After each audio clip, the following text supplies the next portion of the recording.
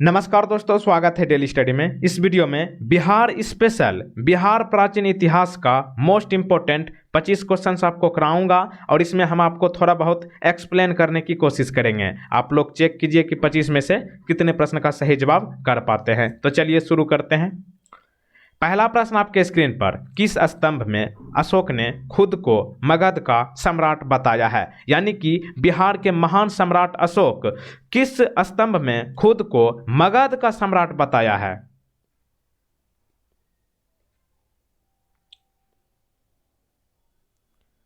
Option number 4 भाभू स्तंभ में।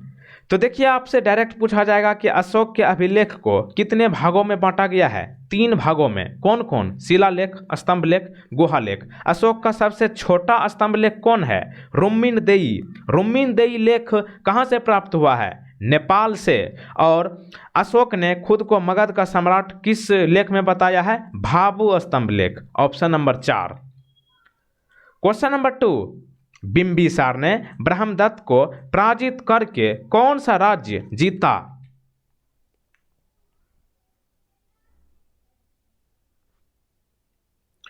Option number A अंग। ये अंग प्रदेश वही अंग प्रदेश है जो कि वर्तमान में आज का भागलपुर और मुंगेर इलाका पड़ता है। तो देखिए, बिंबिसार ने ब्रह्मदत्त को हराकर अंग राज्य को मगध में मिला लिया और बिंबिसार ने अपनी राजधानी कहाँ बनाई थी? राजगीर में। राजगीर कहाँ है? ये आपका नालंदा में है। और इन्होंने कुल मिलाकर 52 वर्षों तक मगध पर शासन किया था। 3 नंबर, मौखरी शासक ने किसे परास्त कर मगध के अधिकांश भाग को जीत लिया?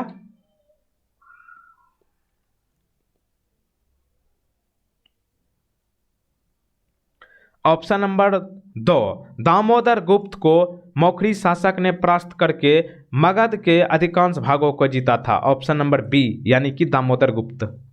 क्वेश्चन नंबर 4, अशोक के स्तंभ लेख बिहार के किस जिले से प्राप्त हुई है? यानी कि महान सम्राट अशोक का स्तंभ लेख जो है बिहार के किस जिले से प्राप्त हुई है, ये आपको बताना है। ये हुआ है चंपारण से। ऑप्शन नंबर 3, ये वही चंपारण है जो आज 2 भागों में बंट चुका है, पूर्वी चंपारण और पश्चिमी चंपारण। एक प्रश्न आपसे ये पूछा जाता है डायरेक्ट कि अशोक के अभिलेख को सर्वप्रथम किसने पढ़ने में सफलता प्राप्त की थी? जेम्स प्रिंसेप नामक एक विद्वान ने अशोक के अभिलेख को सबसे पहले पढ़ा था। कब? 1837 ईस्वी में। 5 नंबर, नंद वंश का संस्थापक कौन था?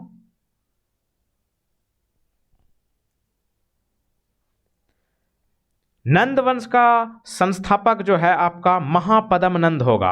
Option number A. और यहाँ पे आपसे डायरेक्ट प्रश्न पूछेगा कि नंद वंश में कुल मिलाकर कितने शासक हुए? 9, यानी कि 9, जिसमें कि नंद वंश का अंतिम शासक कौन था? घनानंद। आपसे मात्र 4 क्वेश्चन पूछा जाता है नंद वंश से संबंधित। पहला, नंद वंश का संस्थापक कौन था? महापद्म नंद। नंद वंश का पहला शासक कौन था? यानी कि प्रथम शासक नंदवंश का महापद्म नंद। नंदवंश का अंतिम शासक घनानंद। और नंदवंश का कुल मिलाकर कितने शासक हुए? 9। बस यही पूछा जाता है।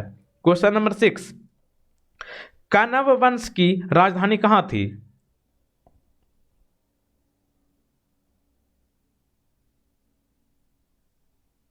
कण्व वंश की राजधानी जो है आपका पाटलिपुत्र। Option number 2।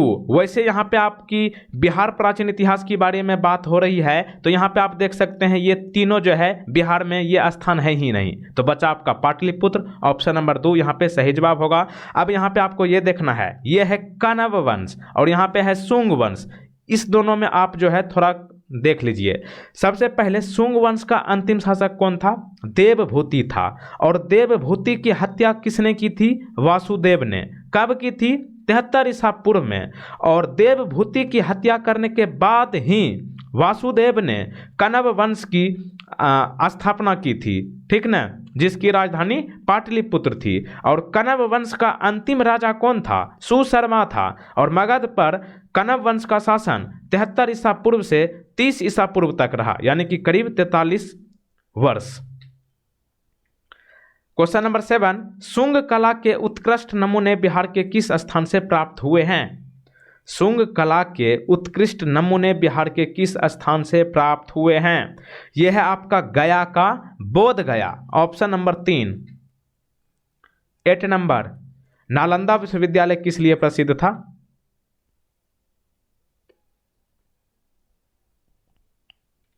नालंदा विश्वविद्यालय जो है आपका बौद्ध धर्म दर्शन के लिए प्रसिद्ध था, ऑप्शन नंबर सी। और नालंदा विश्वविद्यालय की स्थापना किसने की? कुमारगुप्त प्रथम के द्वारा की गई थी। और इस विश्वविद्यालय में शिक्षा का माध्यम भाषा कौन था? पाली था। और नालंदा विश्वविद्यालय को ध्वस्त किसने यानी कि नष्ट किसने किया था? बख्तियार खिलजी। 9 नंबर, बिहार के अपसट जो कि गया से प्राप्त एक मंदिर का अवशेष हुआ है, इसके दीवारों पर कौन सा कथा दृश्य अंकित है?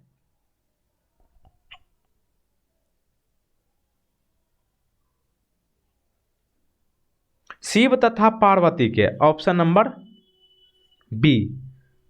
10 नंबर, किस विद्वान ने चंद्रगुप्त मौर्य के राजप्रसाद के बारे में कहा है कि इसकी शान शौकत का मुकाबला ना तो सूसा और ना एक बेतना कर सकते हैं? ये उक्ति जो है किसने कहा है? एरियन ने कहा है, ऑप्शन नंबर 3। 11 नंबर प्रश्न, मौर्य साम्राज्य के उपरांत मगध पर किस वंश का शासन स्थापित हुआ था? यानी कि मौर्य साम्राज्य के बाद जो है मगध पर कौन सा वंश आया था? शुंग वंश आया था, ऑप्शन नंबर 2 यहां पे सही जवाब है। और मौर्य वंश का अंतिम शासक कौन था? बृहद्रथ था। और इसकी हत्या किसने की थी? किसकी हत्या? बृहद्रथ की हत्या। बृहद्रथ को हत्या जो किया गया था ना, इसके पीठ पीछे बार हुआ था मेरे भाई। आपको बताना चाहूंगा, बृहद्रथ की हत्या जो है इसके सेनापति पुष्यमित्र शुंग ने ही की थी। कब? 185 ईसा पूर्व में। उसके बाद जो है पुष्यमित्र शुंग ने ही शुंग वंश की स्थापना की थी 185 ईसा पूर्व में। इसलिए आपको पीठ को थोड़ा स्ट्रॉन्ग करके रखना है, क्योंकि आप इतिहास में ही देखे हो कि पीठ पीछे कितना बार हुआ है। 13 नंबर, बराबर, ये बाबर नहीं है। बहुत लोग समझ लेंगे कि ये बाबर लिखा जाना चाहता था, लेकिन गलती, ऐसा नहीं है। ये बराबर जो है ये आपका बराबर की गुफाओं का उपयोग किसने आश्रय गृह के रूप में किया था? बराबर की गुफा जो है बिहार में ही है, हम आपको बताते हैं। अभी बिहार में ही बराबर की गुफाओं का उपयोग जो है ये आपका आजीविकों ने किया था आश्रय गृह के रूप में। ऑप्शन नंबर ए यहाँ पे सही जवाब है। और ये बराबर की गुफा किस जिले में है बिहार का? गया में, बोध गया के पास है। और मौर्य शासक अशोक ने बोध गया की यात्रा की थी और वहाँ एक स्तूप निर्मित कराया था। और ये गया में बराबर की पहाड़ियों में ये गुफाएं हैं। यहाँ पे डायरेक्ट प्रश्न पूछेगा कि बिहार के गया में स्थित बराबर की पहाड़ियों में कुल मिलाकर कितनी गुफाएं हैं? 7 गुफाएं हैं, 7।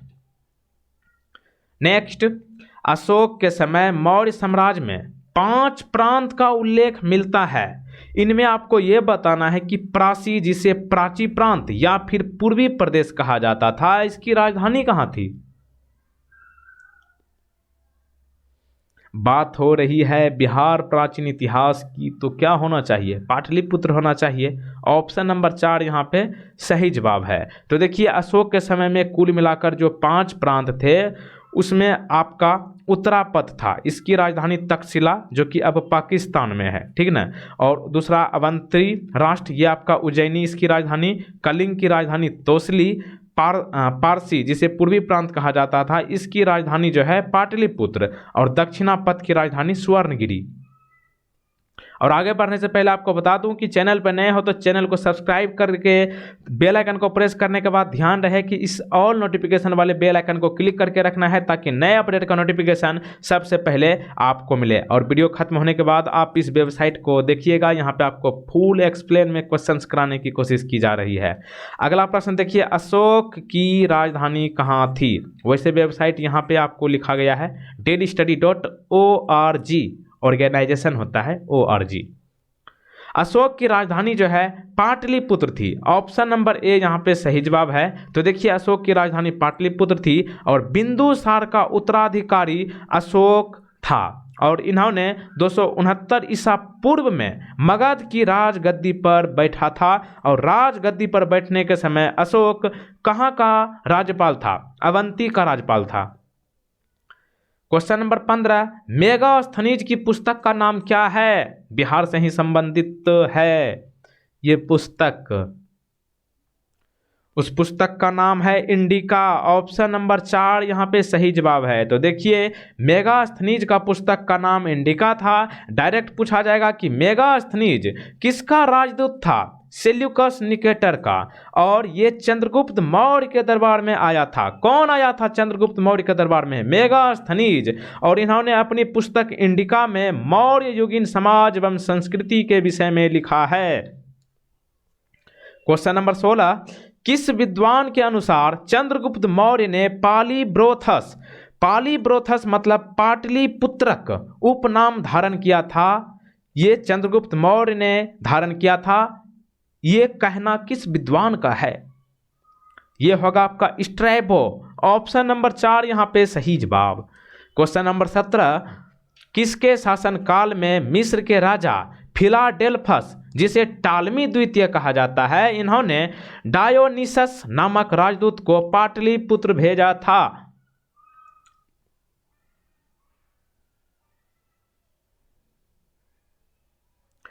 बिंदुसार के समय में देखिए यहां पे कई प्रश्न पूछे जा सकते हैं। सबसे पहले टालमी द्वितीय ने डायनोसिस नामक राजदूत को पाटलिपुत्र किसके शासनकाल में भेजा? बिंदुसार। दूसरा, डायनोसिस नामक राजदूत को पाटलिपुत्र मिस्र के राजा ने भेजा था। उस राजा का क्या नाम था?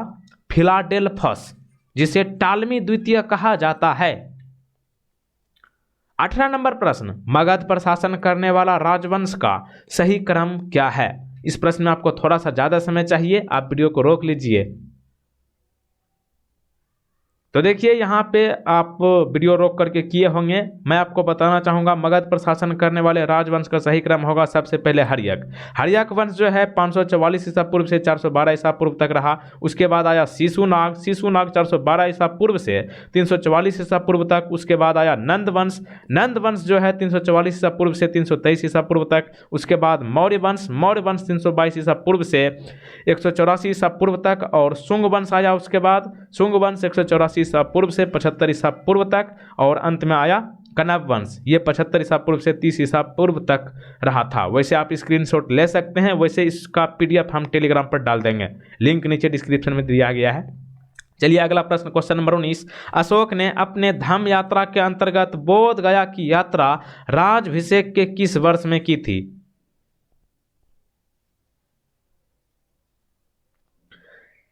अशोक ने अपने धम्म यात्रा के अंतर्गत बोध गया की यात्रा जो है 10वें वर्ष में की थी। Option number B. देखिए यहाँ पे आपको ये ध्यान रखना है कि अशोक ने अपने राज्याभिषेक के 8वें वर्ष यानी कि 261 ईसा पूर्व में कलिंग पर आक्रमण किया और जीत हासिल किया था। उसके बाद जो है अशोक ने अपने शासनकाल के 10वें वर्ष में सबसे पहले बोध गया की यात्रा की थी। क्वेश्चन नंबर 20, तृतीय बौद्ध संगीति की आयोजन किसके शासनकाल में हुआ था?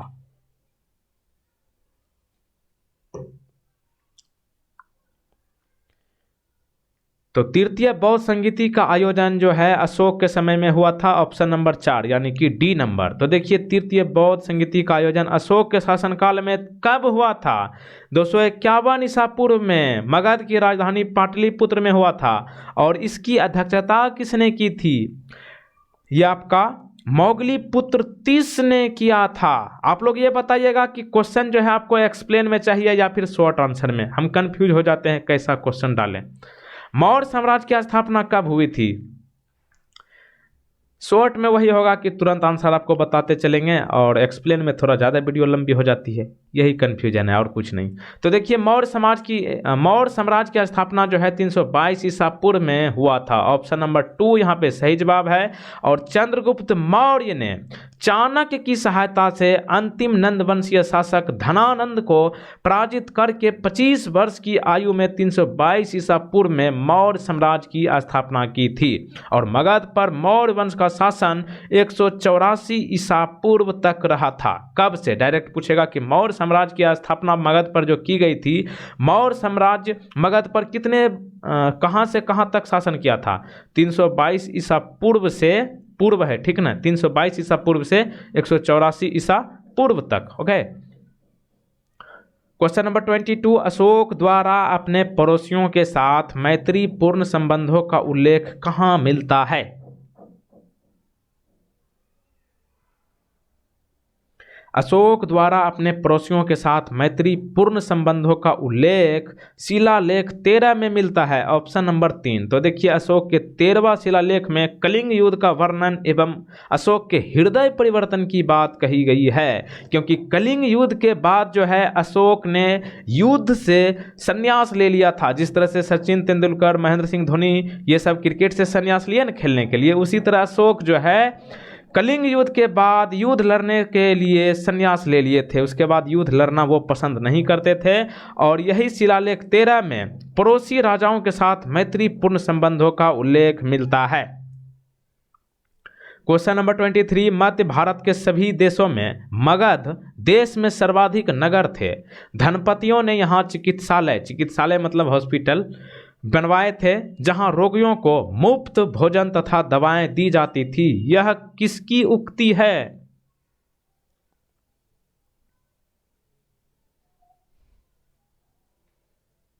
यह होगा आपका फाहियान। Option number 3। वैसे आप कई बार पढ़े होंगे कि फाहियान जो कि चीनी यात्री था, यानी कि एक चाइना का यात्री फाहियान जो भारत यात्रा किया था, किसके शासनकाल में किया था? चंद्रगुप्त द्वितीय के शासनकाल में। कब? 399 ईस्वी में। और इन्होंने बिहार की पूर्ण यात्रा की थी, संपूर्ण यात्रा। क्वेश्चन नंबर 24, बिहार से प्राप्त होने वाले अशोक के स्तंभ लेख कौन नहीं है?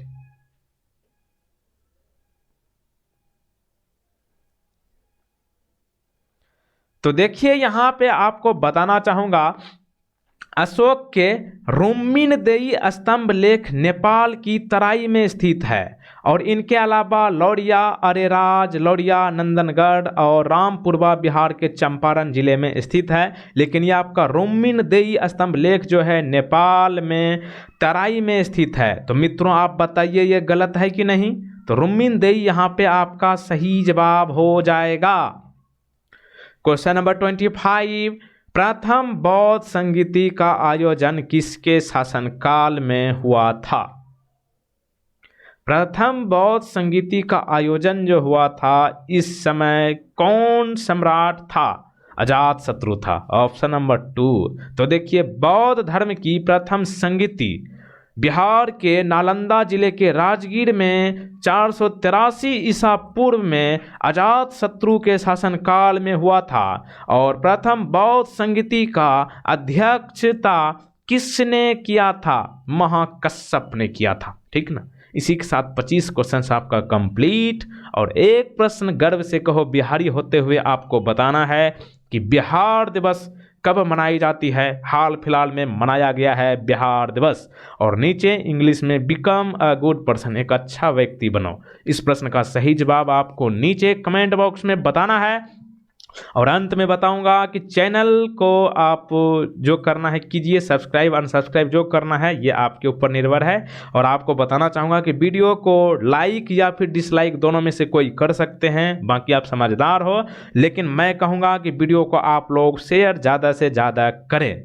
और आप इस वेबसाइट पर विजिट कर सकते हैं, यहाँ पे आपको फुल एक्सप्लेन में क्वेश्चंस आंसर कराए जाते हैं क्विज के रूप में। तो मिलते हैं अगले वीडियो में। जय हिंद, जय भारत, जय बिहार। और आपको बताना चाहूँगा अंत में, याद आने पर बता देता हूँ कि PDF आप लोग डाउनलोड कर लीजिएगा, लिंक नीचे डिस्क्रिप्शन में दिया गया है। टेलीग्राम का ओरिजिनल चैनल ज्वाइन कीजिएगा। वैसे आप टेलीग्राम पर देखिएगा ना तो डेली स्टडी के नाम से कई चैनल बना लिया गया है डुप्लीकेट, तो आपको ओरिजिनल चैनल को ज्वाइन करना है, डेली स्टडी ऑफिशियल, या फिर बिना स्पेस के लिखिएगा टेलीग्राम सर्च बार में डेली स्टडी ऑफिशियल, बिना स्पेस के ऑटोमेटिक मिल जाएगा, या फिर लिंक नीचे डिस्क्रिप्शन में दिया गया है। Thank you.